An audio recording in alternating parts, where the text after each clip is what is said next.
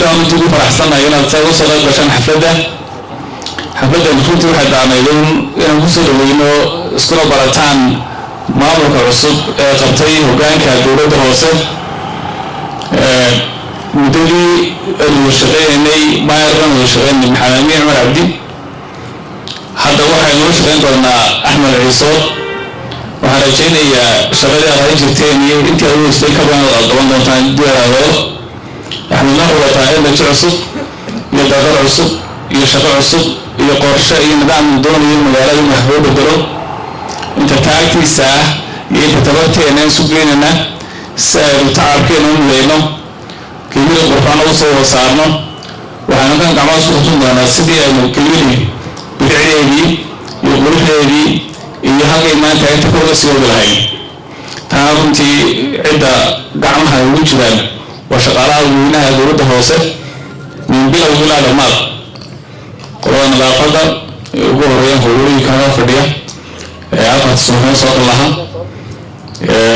نظافة قوة ذلك كانسلا قرآن شغالها باور تصارم كودك حاليا كل عروتي أطلق فرد حتى كلها هي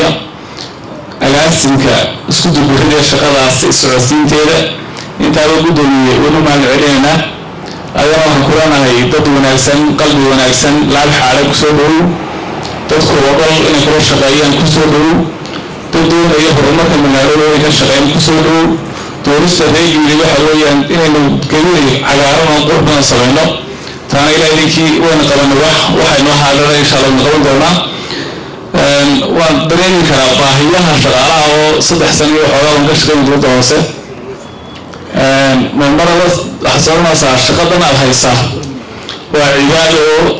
مكارته قف مسكينة مكارته قف دباتيسن وحضرته يشغلها هاي بلغوا خلصوا تقرسا شعور صار حصلنا صار إلهه خمحنت كبلا فوال عليه إني أسيه وأي باهي مجالو كلاو بنتاي لعاد شغالة وشقيا ويرتاي haddana dad badan ugu roonhayo wada soo dhawaashin fuqul baynay marka ilaahinkii maalmaha kamida tanta ku soo imanaysa naadana wada hoose wixii gafa ee dhacana midaasan xalan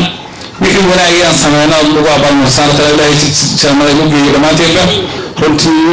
kulanka wuxuu daaran yahay soorin iyo isbarasho iyo diiqo aynu ducaynayno dadka cusub ee degmada Degmay Axmed Ciise Axmed runtii oo ku cusbay systemka mooyaane ahna xeewaanada deegaanka degmada Degmay runtii way soo dhaweeyna meena guddiga ku soo dhaweeyay dowladda hoose iyo shaqaalaynteeda waxaan aad iyo aad ugu mahadnaqayaa iyagana shaqaalaynta dowladda hoose oo runtii shantii subaxnimo saaka soo fadhiistay goobtan runtii oo madaxdooda waxa weeye soo ajiibay waqtiga wada mahadnaqaynaa insha Allah maadaama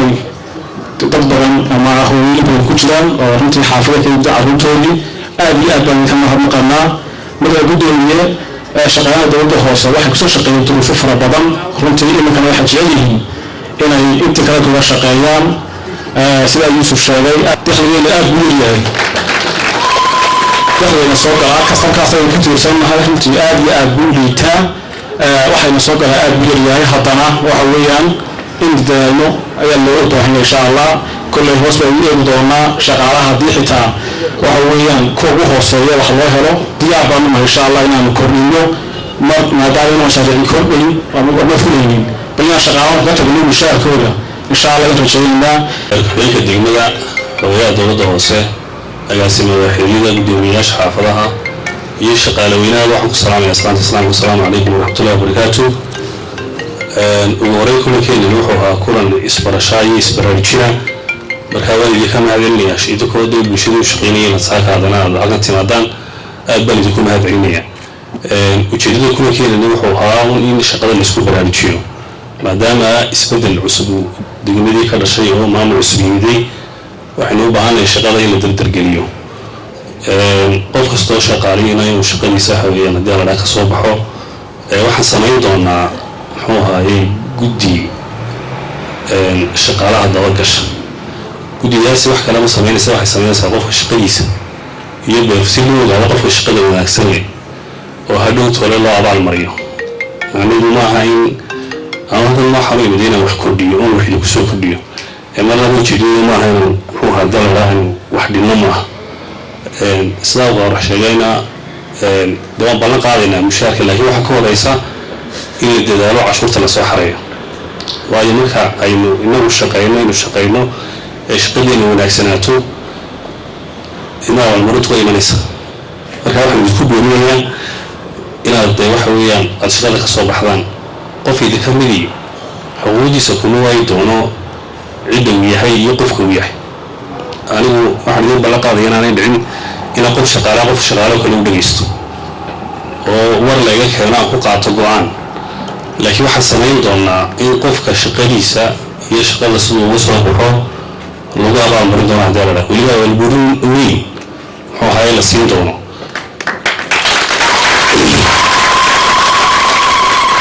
ujeedkii horta waxaa kulankaa iyo isbaraarujinta